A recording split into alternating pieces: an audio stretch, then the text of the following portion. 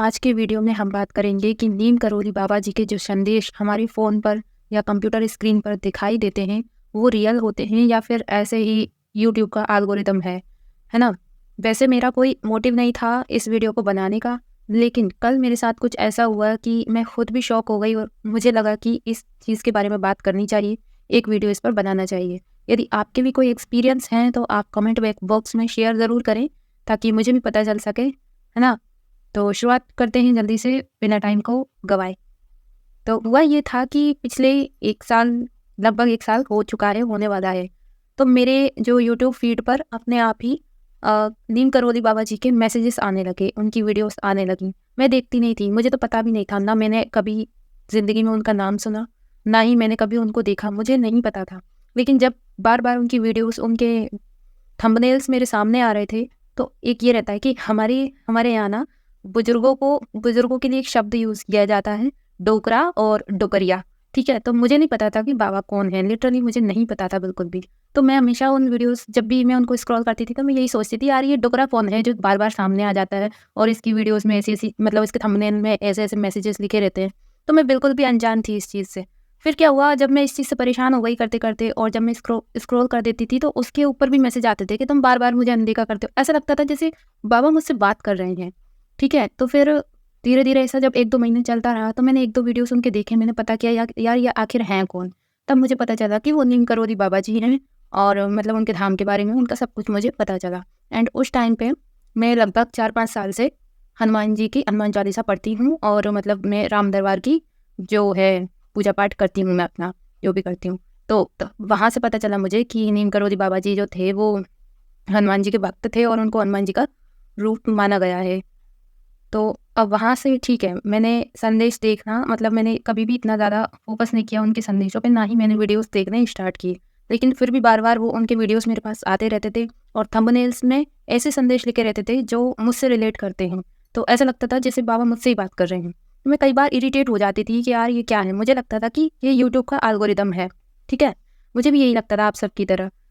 तो मैं कई बार उन वीडियोस को नॉट इंटरेस्टेड कर देती, यानी अपनी फीड से ही डिलीट कर देती। कई बार मैंने किया है, ठीक है? लेकिन फिर जब शौक कब मुझे लगा, एक बार क्या हुआ कि जब मैं अपने व्हाट्सएप पे स्टेटस वाली फीड में गई, तो मेरे कॉन्टैक्ट में एक भैया हैं जिनसे मेरी कभी बात नहीं होती, कभी कुछ भी नहीं होता, ठीक है? मतलब बात नहीं होती, वो बस ऐसे कॉन्टैक्ट में हैं, और मैं उनके स्टेटस कभी नहीं देखती थी, कभी भी मैं उनके स्टेटस नहीं देखती थी, क्योंकि वो स्टेटस ही ऐसे लगाते थे, मतलब अनमैच्योरिटी वाले थे। मुझे उनके स्टेटस पसंद नहीं आते थे, तो मैं उनके स्टेटस कभी नहीं देखती थी, एंड हमेशा इग्नोर करती थी उनके स्टेटस। तो उस दिन जब मैंने स्टेटस वाली फीड अपनी ओपन की मेरे व्हाट्सएप में, तो उनके स्टेटस पर मुझे नीम करोली बाबा जी का फ़ोटो दिखाई दिया, एंड मैं वो देखकर शॉक हो गई कि यार ये अभी तक तो यूट्यूब पर ही थे, अब मेरे व्हाट्सएप पर भी आ गए, ठीक है? फिर मैंने वहाँ से, वैसे मैं उनकी स्टेटस कभी देखती नहीं हूँ, पर उस दिन मैंने फिर उनका स्टेटस देखा, तो वो भैया जो है नीम करोली बाबा जी के धाम गए हुए थे, और उन्होंने वहाँ का फ़ोटो डाला था, ठीक है? फिर मैंने कहा चलो ठीक है।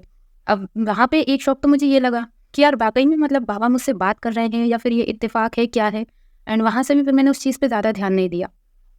अब क्या होता है, उन भैया के स्टेटस देखने के बाद मैंने अपने मन में ये सोचा कि अगर मुझे कभी मौका मिलेगा कैची धाम जाने का, तो मैं ज़रूर जाऊँगी। मैंने अपने मन में ही सोचा, एक रहता है ना कि हमें जब हम तीर्थ स्थल पर जाते हैं, दार्शनिक स्थल पे जाते हैं, तो जैसे कि एक इच्छा उठती है मन में से कि इस बार वहाँ पर जाएँगे। तो मेरे मन से भी एक इच्छा उठी कि यार मुझे मौका मिलेगा तब मैं भी जाऊँगी। इस बार अगर जैसे फैमिली के साथ कहीं जाना हुआ, तो मैं कैची धाम का ही बोलूँगी कि एक बार वहाँ पर भी होकर आते हैं।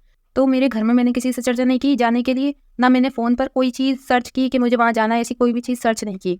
ठीक है, कि वहाँ पे कैसे जा सकते हैं, कुछ भी सर्च नहीं किया। इसके बाद मेरे पास वीडियोज़ में कैसे मैसेज आने लगे कि तुझे धाम पर बुलाऊँगा। ऐसा लगता है जैसे बाबा जी मुझसे कह रहे हों कि वो मुझे भी धाम पर बुलाएँगे। लेकिन उन वीडियोज़ में एक और मैसेज था, उस थंबनेल लगी रहती है ना, मैं कह रही हूँ कि मैं कभी वीडियोज़ नहीं देखती थी उनकी ओपन करके। जो भी मैसेज होता था वो थंबनेल पे आता था और अपने आप ही आता था। मैं कभी नहीं देखती थी। उल्टा मैंने हमेशा, यहाँ तक कि आज तक भी मैं उनके वीडियोज़ नॉट इंटरेस्टेड कर देती हूँ, अपनी फीड से हटा देती हूँ। इसके बाद भी मुझे मेरी लाइफ़ से रिलेटेड मैसेज आते हैं नीम करोली बाबा जी के, ठीक है? तो उन वीडियोज़ में फिर ये लिखा आने लगा कि पहले तेरा ये काम करवाऊँगा, मतलब जो मैं अपनी ज़िंदगी में, मतलब जो मैं अपनी लाइफ़ में मैनिफेस्ट कर रही हूँ, उस चीज़ से रिलेटेड मेरे को मैसेज आते थे कि पहले तेरा ये काम करवाऊँगा, फिर तुझे धाम पे बुलाऊँगा। एंड मुझे ऐसा लगता था कि यार ये बाबा जी मुझसे ही तो बोल रहे हैं, क्योंकि यही चीज़ तो चाहिए ना मुझे अपनी लाइफ़ में, ठीक है? अब यहाँ तक भी मैं ये सोचती थी, यार ये तो एल्गोरिदम भी हो सकता है, ये तो एआई भी हो सकता है, क्योंकि हमारे फ़ोन को हमारे बारे में सारी जानकारी है कि हम अपनी लाइफ़ में क्या कर रहे हैं और क्या नहीं। तो मैंने यहाँ पर भी विश्वास नहीं किया। मुझे यही लगा कि ये सब इंटरनेट की दुनिया का ही कमाल है, तो मैंने यहाँ पे भी ज़्यादा ध्यान नहीं दिया। अब अब असली खेल जो मेरे साथ हुआ, वो कल रात को हुआ और आज मैं ये वीडियो शूट कर रही हूँ क्योंकि मैं वाक़ई में बहुत शॉक्ड हूँ।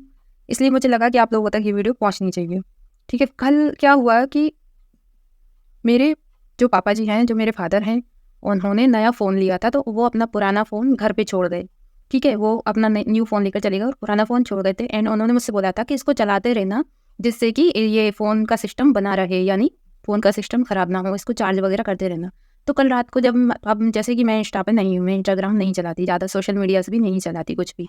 तो उस फ़ोन में मेरे पापा जी की आईडी खुली थी। ठीक है, अब मेरे पापा जी जो हैं, वो इंस्टा पे आईडी तो बना रखी थी, पर वो चलाते नहीं थे। उस आईडी को एक्टिव मैंने ही किया था। ठीक है, तो मैं उस पर केवल रील्स देख रही थी। अब मुझे 15 दिन हो गए उस इंस्टा आईडी को चलाते हुए, ना मैंने उस पर हनुमान जी से रिलेटेड कोई चीज़ सर्च की, ना मैंने बाबा नीम करौली से रिलेटेड कोई सर्च की, कुछ भी नहीं। उस आईडी पर ना कोई फ्रेंड है, ना कोई फॉलोअर है, कुछ भी नहीं है, केवल सिंगल आईडी बनी हुई है और उस पर जो रील्स आती है वही मैं देखती थी। मैंने कुछ भी सर्च नहीं किया था।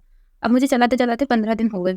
कल रात को जब मैं ऐसे ही रील्स स्क्रॉल कर रही थी, तब अचानक उस रील्स में नीम करोली बाबा जी का संदेश आता है और संदेश भी कोई ऐसा वैसा नहीं, संदेश भी उसी चीज़ से रिलेटेड जो चीज़ मेरी लाइफ में हुई है, जो मैं एक्सपीरियंस कर चुकी हूँ, उसी के बारे में बाबा जी मुझसे बोल रहे हैं और साफ-साफ शब्दों में बोल रहे हैं। तो वहाँ पे मैं शॉक्ड हो गई कि यार चलो मेरे फ़ोन में आ रहा था वहाँ तक तो ठीक है, लेकिन अब पापा के फ़ोन में कैसे आ सकता है? क्योंकि मेरे पापा की आईडी पे तो ऐसा कुछ था ही नहीं। यहाँ तक कि जब मैंने पापा का यूट्यूब देखा, उनका फेसबुक देखा, पूरे फ़ोन में कहीं भी हनुमान जी से रिलेटेड या हनुमान चालीसा से रिलेटेड या बाबा नीम करोली जी से रिलेटेड कुछ भी नहीं था, कुछ भी नहीं था उस मतलब। लेकिन फिर भी नीम करोली बाबा जी का संदेश आया और संदेश भी आया मेरी लाइफ से जुड़ा हुआ, जैसे कि बाबा जी मुझसे ही कहना चाह रहे हैं। इसके बाद मैंने फिर वहाँ से भी इग्नोर कर दिया। मैंने कहा छोड़ो यार, मेरे को नहीं देखना। ठीक है, क्योंकि मैं ये एक वो होता है ना अंधविश्वास जैसी चीज़ें, तो मैंने वहाँ पर भी विश्वास नहीं किया। मैंने फिर स्क्रॉल कर दिया पढ़ के। लेकिन एक रील्स के बाद फिर 2 मैसेज और आए और वो और भी ज़्यादा डीप थे। यानी जो मेरा एक्सपीरियंस था, मेरी चीज़ें थी मेरी लाइफ की, उन चीज़ों के बारे में और भी ज़्यादा डीप मैसेज थे। ऐसा लग रहा था जैसे बाबा जी डायरेक्ट मुझसे बात कर रहे हैं। एंड फिर इसके बाद मैं भाई इग्नोर नहीं कर सकती और मुझे लगता है कि ये कोई एल्गोरिदम नहीं है, ये कोई एआई नहीं है। वाक़ई में नीम करोली बाबा जी एक चुने हुए इंसान से बात करते हैं। उनको जिनकी लाइफ में जाना होता है, वो जाकर ही रहते हैं। वो एक ईश्वर के और हमारे बीच में एक संदेश वाहक का काम करते हैं कहीं न कहीं। तो मैं अब ये नहीं कह सकती कि ये एआई है या एल्गोरिदम है, ठीक है? जो चीज़ हमने कभी मुँह से नहीं बोली, कभी हमने किसी को फ़ोन पे सर्च नहीं किया, जिस चीज़ से हमारा फ़ोन बिल्कुल अनजान है, उस चीज़ से रिलेटेड अगर बाबा जी के मैसेज आ रहे हैं, तो फिर ये एल्गोरिदम नहीं हो सकता, ये एआई नहीं हो सकता, ठीक है? ये बाबा जी ही बोल रहे हैं मेरे ख़्याल से। बाकी आपका क्या ख़्याल है, आप कमेंट बॉक्स में बता सकते हैं और वीडियो अच्छा लगा हो तो लाइक करें, शेयर करें और कमेंट बॉक्स में जय सीताराम लिखना ना भूलें। तो अभी के लिए बस इतना ही, मिलते हैं नेक्स्ट वीडियो में। धन्यवाद। राम राम जी।